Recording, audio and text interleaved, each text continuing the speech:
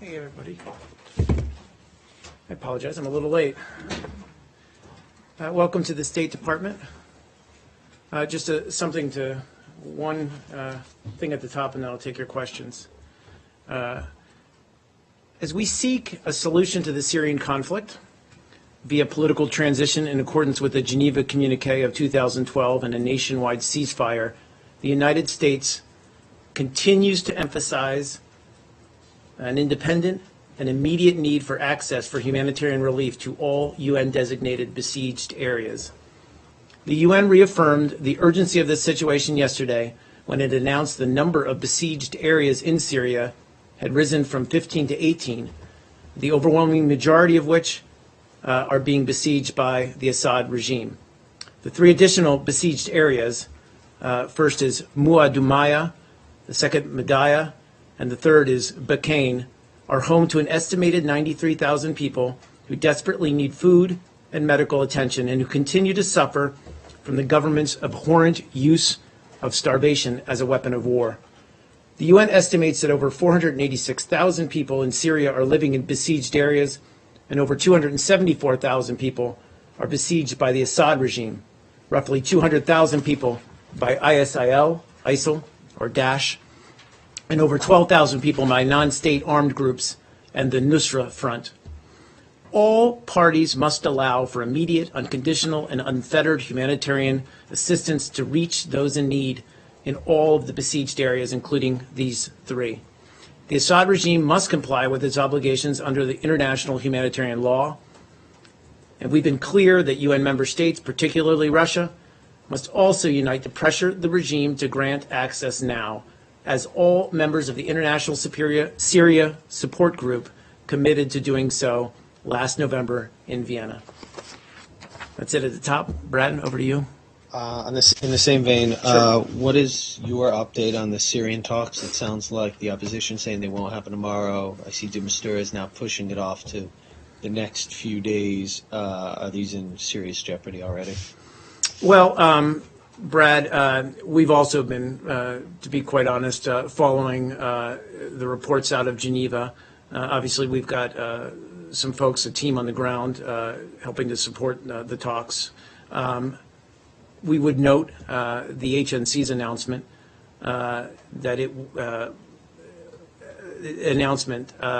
earlier today, but would it continue to urge and encourage its leadership to respond positively to de Mistura's invitation.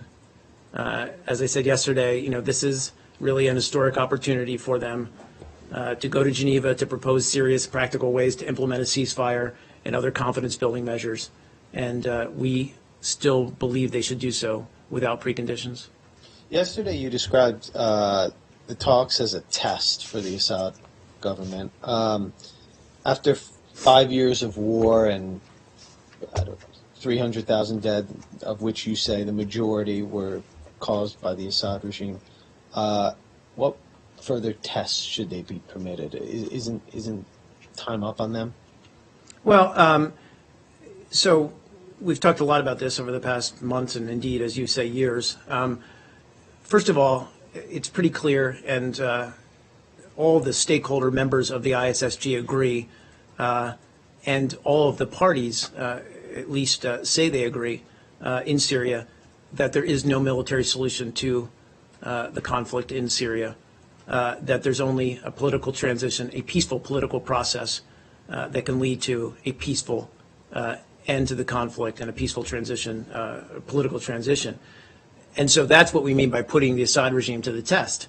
We won't know until it sends representatives to Geneva and participates in talks to judge whether it is in fact serious.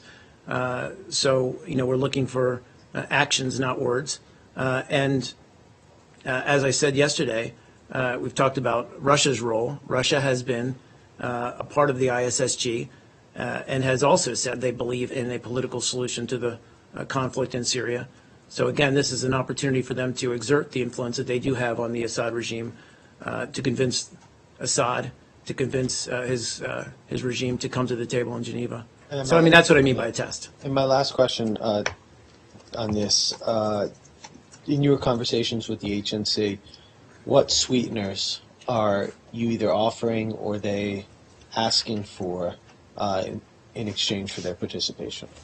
Well, I don't want to necessarily describe anything, any support we give as sweeteners. We recognize and we've been supportive of the Syrian opposition for many years now. We've certainly given, as we've mentioned many times, in fact, more than any other country, we've given humanitarian assistance to Syria, to Syrians who are affected by the conflict.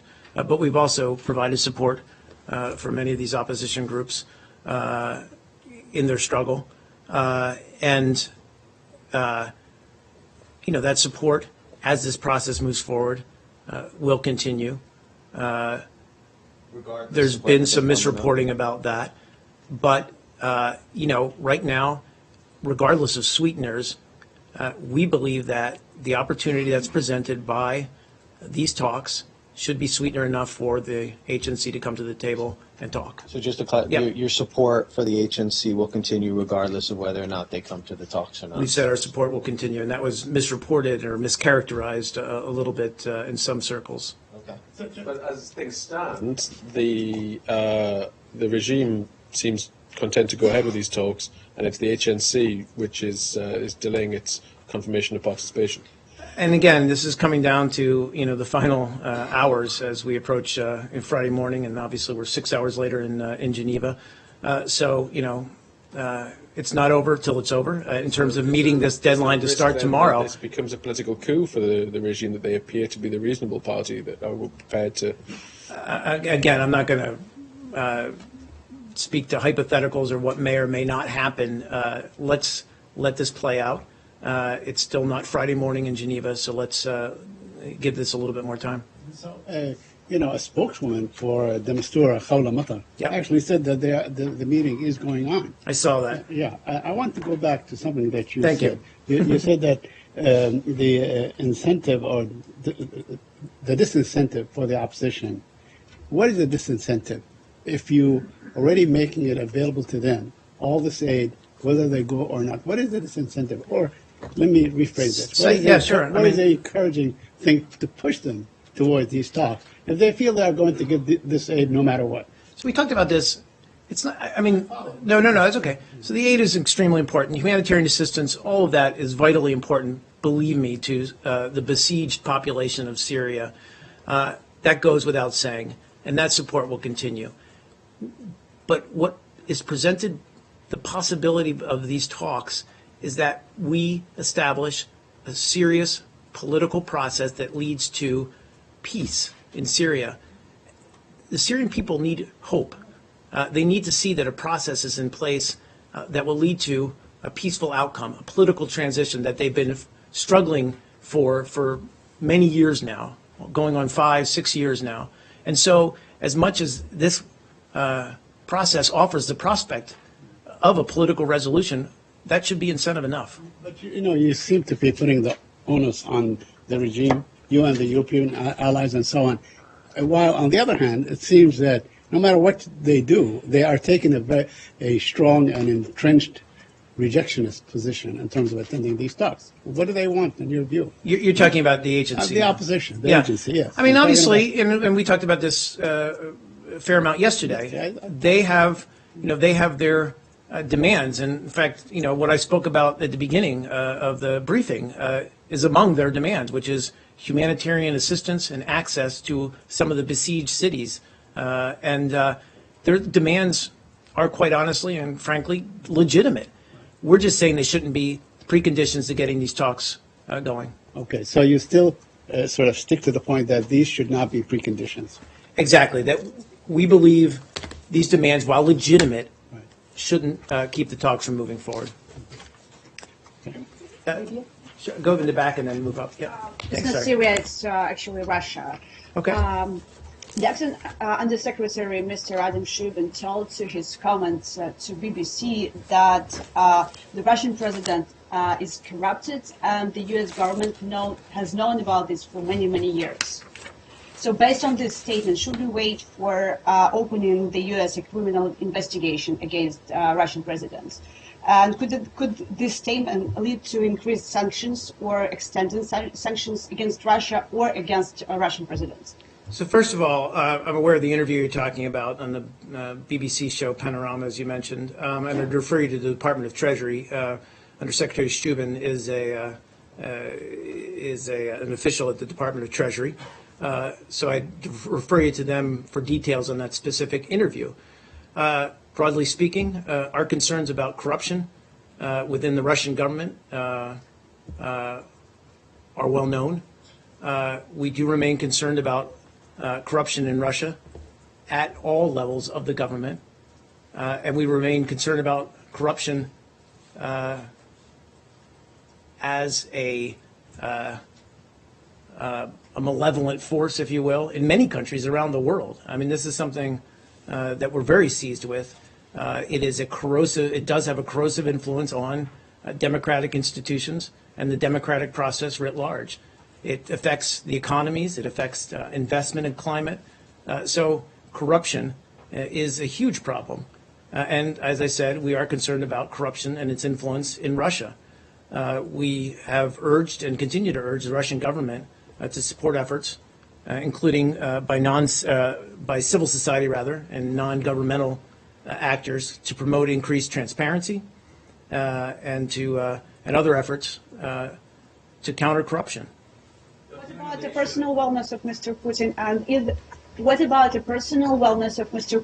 and is there any chance of opening against him a criminal investigation in the U.S.? I have no estimate in front of me of President Putin's personal wealth or worth, rather, but and I wouldn't wager to guess.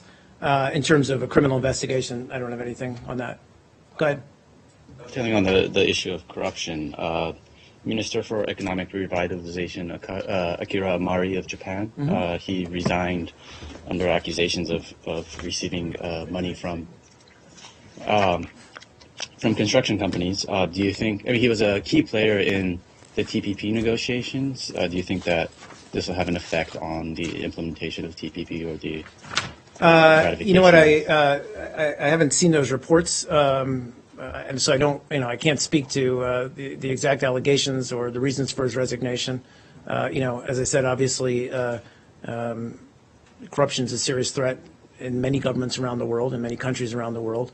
I just don't have the specifics in front of me on this. Sorry. I mean, but it's expected that he's not going to be attending now, obviously, for the signing ceremony in New Zealand. Do you think, I mean, I guess, well, we haven't seen the reports, I guess, but is there any concern at all that this will have an effect? No, I mean, look, I mean, the TPP is broader than one person. As we've said many times from this podium and from elsewhere, that it represents a significant step forward in terms of trade relations and economic prosperity for the region, sets in place standards that will, environmental standards and other standards that will change the playing field for economic growth in Asia, in the Pacific region. And, it's broader than one individual, and we don't expect any delay in the signing, moving forward with it. Please. Libya. I'm sorry? Libya. Libya. It's going to be fun. Pentagon officials say the U.S. is preparing for, quote-unquote, decisive military action against ISIL in Libya. What is happening in Libya that would warrant a decisive military action? You're referring to what comments exactly? General Dunford's comments last week. Well, I mean, we've talked a little bit about Libya as a place where ISIL and ISIL-aligned groups have gained a foothold. And in fact, as we've said before, this highlights the need in Libya for a unified national government that can partner with the international community to address this threat. And so our focus, frankly, is on moving that political process forward, getting a government in place, and then seeking ways to cooperate more decisively with this new Libyan government to take the fight against ISIL, but we certainly view it as a threat there. In terms of what General Dunford said, we've noted our concern about ISIL in Libya before, and we've expressed a willingness to take action against them. I know on November 15th, I think it was, the Pentagon did carry out a strike against an ISIL leader in Libya, and we've said very clearly we're going to go after ISIL wherever they operate, and that remains true. And so we're working with the international community, working with and want to work, frankly, and partner with a new Libyan government to promote stability and strengthen governance in Libya. Again, I think the very fluid situation in terms of the political climate in Libya, frankly, we believe allows groups like ISIL to have a foothold. And so we would urge the Libyan government, the various Libyan political groups to come together and form a unified national government as soon as possible. Did the Obama administration have any idea back in 2011, as it helped bomb Gaddafi out of power, that before long the U.S. would be back to Libya bombing terrorists? Well, again, I mean, what you've got in many of these, frankly, fluid or ungoverned spaces, this is nothing new. We've seen it with al-Qaeda as well, where these terrorist groups seek to establish a foothold. Again, it's what speaks to the importance of establishing good governance, establishing a government that can create stability through military, through police, also through good governance. And excuse me, let me finish. And that's absolutely vital, and that's certainly the case in Libya. We've seen it elsewhere. We've seen ISIL establish a foothold in Iraq, given some of the instability there, and we've seen it establish a foothold in Syria, obviously, given the tremendous instability caused by the Assad regime there. So, I just acknowledge that we are concerned about ISIL being a threat, seeking to reach out, establish a presence in Libya. And as such, we're going to look at ways we can attack it there. My question was, did the Obama administration see it coming as it helped topple Gaddafi back in 2011? I mean, I don't think ISIL existed back in 2011, but what's it? Okay. Oh, not in its present form, but you can argue with that, Brad. I'll give the question over to you next.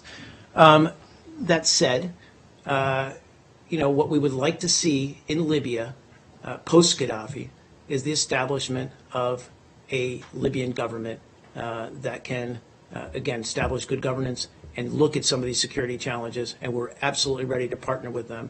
As for foreseeing what the threats were on the horizon back in 2011, let's remember in 2011 we had Gaddafi on the ground threatening to massacre huge amounts of the Libyan population at the time, and we stepped in with our NATO partners to prevent that threatened massacre of the people. To what extent did the proliferation of terrorists in Libya catch the Obama administration by surprise? To what extent did well, I mean, look, I mean, we understood that Libya was a very ungoverned space in the wake of Gaddafi's downfall. We worked very hard. It wasn't ungoverned when Gaddafi was still in power. Again, let's be very clear about the situation that you say when we intervened in Libya, and if you need me to walk you through it, I'm happy to do that. But we had the Libyan leader, Muammar Gaddafi, threatening to wipe out cities. I think, again, I'm paraphrasing now, but to hunt people down like animals or dogs and kill them. He threatened to do that to his own population, so we intervened. Can I follow very quickly? Sure, Saeed. Now, there is, everybody speaks of report of hundreds, maybe even thousands of ISIS members going to Libya from Syria and Iraq and so on. Now, they must be transiting through places like Egypt and so on. Are you working with the Egyptians to sort of catch these guys before they get to Libya? I mean, it's a fair question, and obviously that kind of foreign fighter flow is clearly a priority for us and how to prevent it and stem it. I mean, we've seen the same, we have foreign fighters flying over the border from Turkey. And, so, yes, it is a challenge. yes, we are taking steps with Turkey, with Egypt as well, to stem that flow. We're not there yet, so. I mean, if these guys go overland, then they are going through countries that are allied with the United States, like Jordan, the Sinai, Egypt, and so on, things of that nature. Sure. I mean, it's a fair question, Said. I just don't have the details on how these guys transit some of these countries, except to recognize that, it's one of our, major areas or areas of effort, rather, in combating ISIL. Sure, Abby. Staying in Egypt, Yep. going back to something that was talked about. Well, that's right. We did land in Egypt after Yeah. Going back to something that was talked about yesterday, there was discussion about the deterioration of the human rights situation there under LCC. And since the ban was lifted in March of military aid, I believe that the LCC government is expected to receive $1.3 billion, second to only Israel, in military aid from the U.S. Given this deterioration in human rights, is there any discussion of changing that policy? So I would just say our relationship with Egypt is defined by both concerns about human rights as well as, I would say, a shared concern to fight terrorism and to fight ISIL. I don't have any changes to announce in our bilateral security relationship. In March, the president did announce changes to U.S. military assistance to allow for or designed to channel more funds to meet some of these primary threats to Egypt's security, and that includes terrorism and threats to its borders. We believe countries that protect freedom of speech and assembly and encourage development of civil society are frankly best equipped to combat and defeat ISIL. And we regularly convey this message, both publicly and privately, to the Egyptian authorities. And any suppression of freedoms and certainly any human rights abuses certainly don't make any country safer. So it is a matter of concern, but as I said, the president made the decision, given our shared concerns about threats to Egypt's security overall, to channel more funds to meet those threats. Iraq. Sure, go ahead. There's a significant amount of corruption that remains a predominant drain on the Iraqi Kurdistan's economy. And there was a KRG delegation here in the U.S. about a week ago requesting for U.S. support as they tackle this economical crisis. My question is, what specific aids the KRG is now receiving in terms of providing their salary for their civil services? Has there been any promise given to the KRG officials here in the U.S. that the U.S. somehow would actually send some financial support to actually come up with a solution for this economical crisis in Iraqi Kurdistan? I don't have any significant new assistance to announce in terms of the Kurdish region of Iraq. We are aware of some of these concerns. Obviously,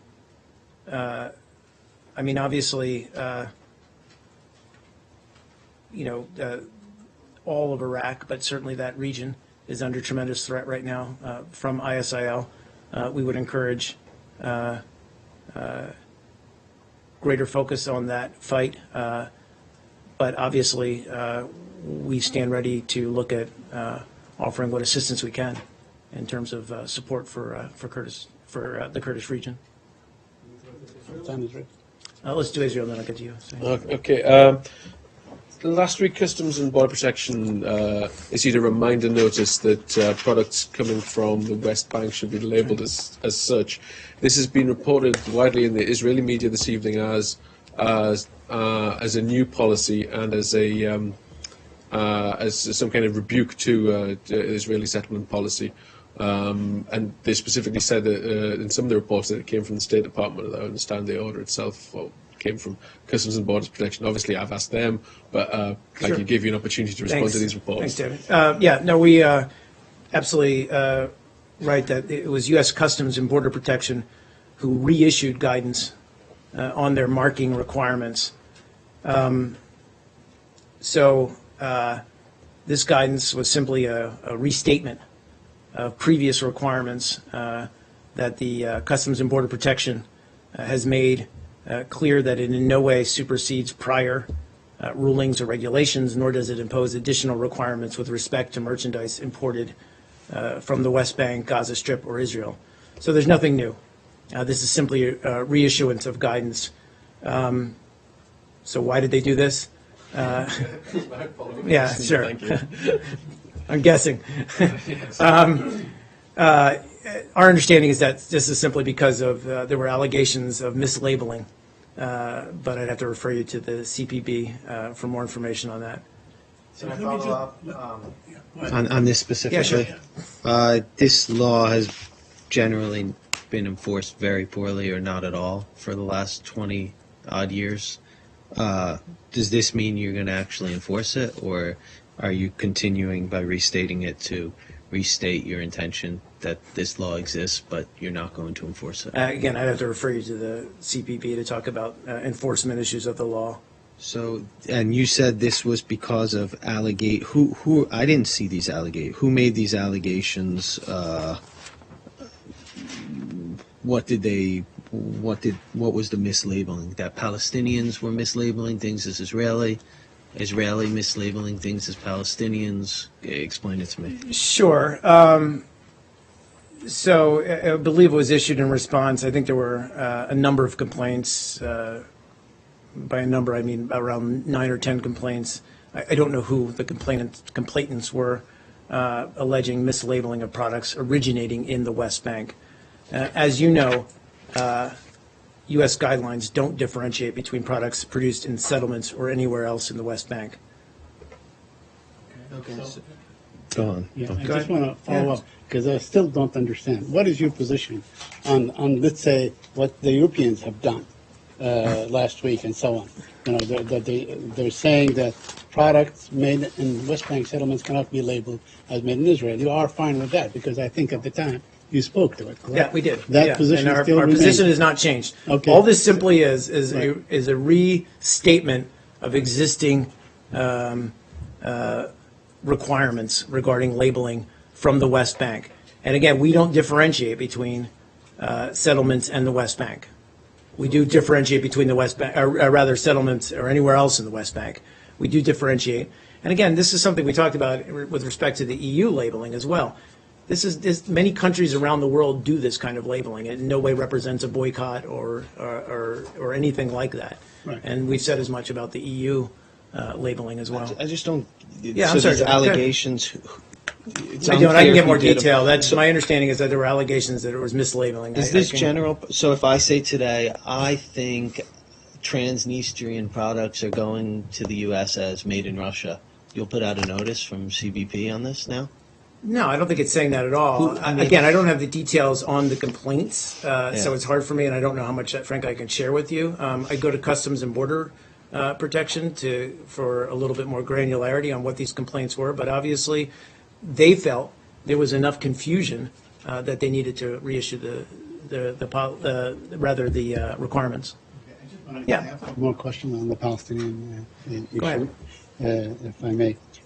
Today, there's a Palestinian journalist in prison held under administrative detention by the Israelis. No charge has been leveled against him in any way. He's on a hunger strike. He's about to die, basically. And I wonder if you have, if you are concerned, if you would caution the Israelis to either bring charges against him or release him, and that they cannot continue to hold him. Do you have a position on that? You're talking about His name is Mohammed Qiq. He's a Palestinian journalist? In fact, he was working for a Saudi outfit, I think, Yeah. a Saudi media outfit, and has been held. He was in prison many times before, but they keep putting him back in Sure, prison. so I don't have the details of his case in front of me. I apologize. Certainly, we call for the humane treatment of any prisoner and for due process in any kind of criminal case or charges brought against anyone. We believe that the Israeli justice system is more than capable of doing so, but I don't have the details in front of me. But in the name of freedom of press, you would urge the Israelis to release this report. Again, I don't have the details. I don't know what the specific charges are, so I'm hesitant to respond to whatever his situation is. I just don't know. I mean, more other than broadly saying that he should be treated humanely, and that, you know, obviously anyone has the right to due process. And finally, I wonder if you have a comment on this exchange between the Secretary General of the United Nations, Ban Ki-moon, and the Israeli Prime Minister over the ban's statements on this continued occupation creates feelings of repression and hopelessness and so on. Well, you know, I'm not going to wade into that exchange, as you can guess. You know, we've stated many times there's no justification for terrorist attacks, and we strongly condemn any and all attacks on civilians. You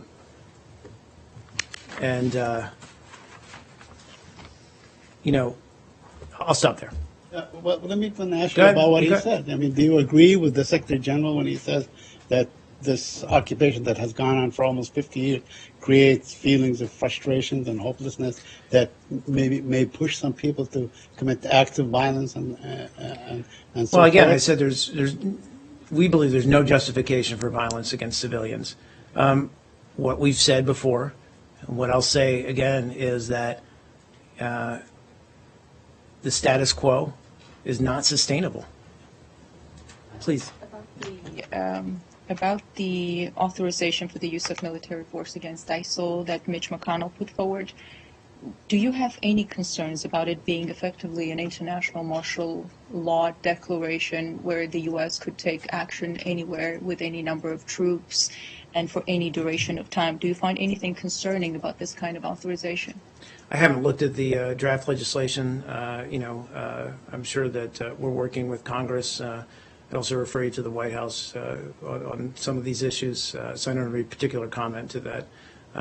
You know, what we want to see, as in any case like this, is a robust debate within Congress, and we're ready to look at any legislation once it passes. It offers sweeping powers to the president. Do you think, would you like the next president of the U.S. to have such an authorization? Again, without having it in front of me, without having studied it, I'm not going to offer a judgment on it. Please. Do you feel that this is to sort of augment the president's strategy in the fight against ISIS? Mitch McConnell? Look, again, this is something we've been back and forth with in Congress many times. It's this ongoing discussion.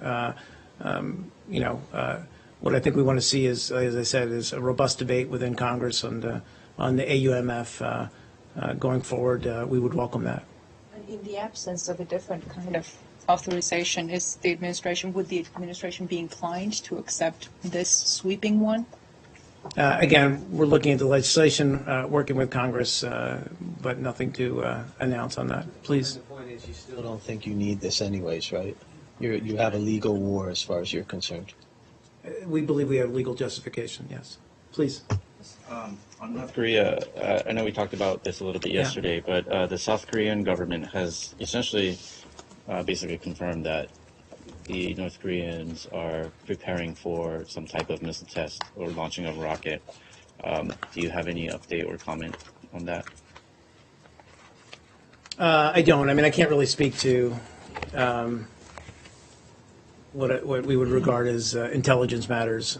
So I don't really have any other comment on that. Do you have any concern that such provocative actions, as you call them, will continue to drive a wedge between the U.S. and China? So, I mean, I spoke about this yesterday. I mean, the Secretary was just there. Deputy Secretary Blinken was just there.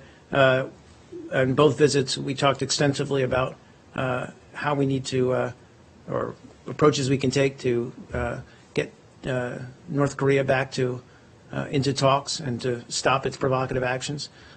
We continue those discussions. We don't agree on every point or every possibility or every step of the way, but we're going to continue having those conversations. I don't know if I'd call it a wedge. It's among, we have a lot of issues in our relationship with China, and this is among them. It's one, obviously, that affects the stability and the security of the region and of the Korean Peninsula. So we obviously take it very seriously, but we're going to continue those discussions. to any conclusion that the nature of the test a few weeks ago? Is that a hydro bomb test, or is it just No, I mean test? we said we do not believe it was a hydrogen bomb test, and our judgment at the time still stands. Please, go ahead. And then I'm sorry. there's some talk that today a Senate panel may vote on a legislation that was passed in the House regarding a tougher sanction against the DPRK. Would you support that such legislation? Well, we don't usually comment on proposed legislation. Certainly, we'll look forward to working with Congress on a more vigorous response to North Korea's actions. Please, Michael. Yeah, go ahead. Yeah, I'm sorry. very, very quickly. I don't know if you saw this, but the Sudanese president today ordered the opening of the border with South Sudan. Is that something that you're aware of? Is something that you? I'm aware of it. Obviously. For the first time in 5 years. I didn't hear For the first time in 5 years, they were opening the borders with the South. Right. Yeah. Look, it's a tentative step in the right direction. I don't have any further comment.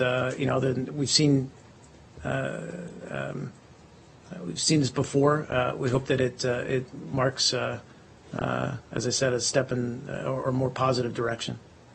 Please, Michael. Mark, yesterday you discussed the issue of Turkey buying oil from the terrorists. Yep. And I think there is a misunderstanding because the defense minister of Israel was the one who accused Turkey of buying oil from the so-called Islamic State. And it seems to me that the Israelis, they don't believe you at all on this issue. And he used a strong language against Turkey.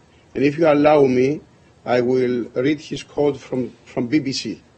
Can I do that? Sure thing, Michael. Okay, please. He said that Islamic State had enjoyed Turkish money for oil for a very, very long period of time. It's up to Turkey. It's up to the Turkish government, the Turkish leadership, to decide whether they want to be part of any kind of cooperation to fight terrorism. This is not the case so far. As you know, Islamic State enjoyed Turkish money for oil for a very, very long period of time. I hope that it will be ended. And my question is this. Can you show to the world the evidence you have that Turkey and the family of the Turkish president are clean on this matter? Do you have evidence on this? Michael, I'd ask you the same question. Show me the evidence that they are in league with ISIL. You can ask your allies, the Israelis. We don't agree with. They accuse. With all due respect to. Yes, I understand. With all due respect to our very strong alliance with Israel, we disagree on this. But this is and not I the said Russians that they. Michael, I said this yesterday. I'll say it again.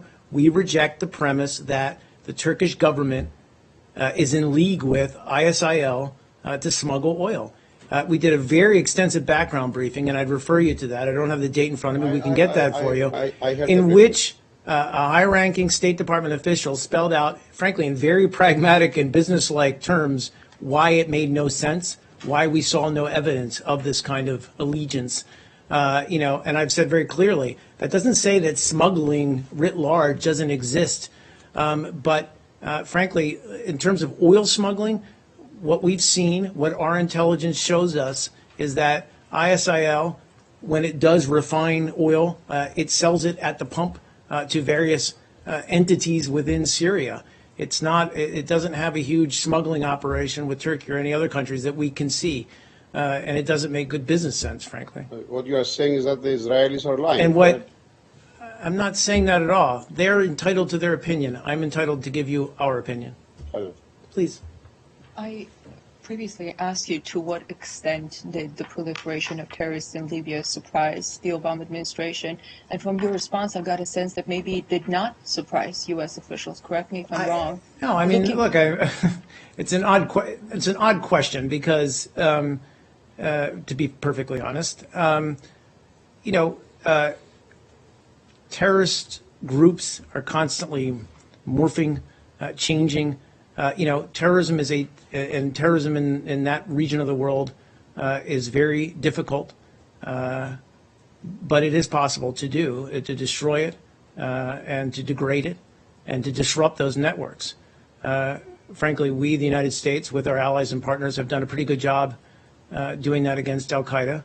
and we continue to degrade, and we will ultimately destroy ISIL. But when you're asking whether we were surprised at the time, I think when you look at post-conflict Libya, anyone at the time would have said that you need to establish, and it's not just post-conflict Libya, it's any place where there's a transition after an autocratic regime where you need to put in place some degree of governance, maintain security, all those things that need to happen and continue to need to happen in Libya. And that remains, on our part, within the State Department, a vital focus of our efforts in Libya. Establish that central government so that we can partner with it on areas like security, on rooting out ISIL, on confronting some of these other terrorist groups that have taken root there. Because that's what they do. They seek out these ungoverned spaces. We've seen this time and time again in Afghanistan, in Iraq, in Syria, and to establish footholds. So I mean, while no one can predict the future, I think, it's hard to say whether we were surprised or not. Terrorism and these terrorist groups are very good at doing that. Looking back at 2011, did the administration see it as a possibility that Libya could become a terrorist I feel like haven? I answered your question. I'm sorry, to the best of my ability, at least. Is that it, guys? Thank you. Thanks. Man.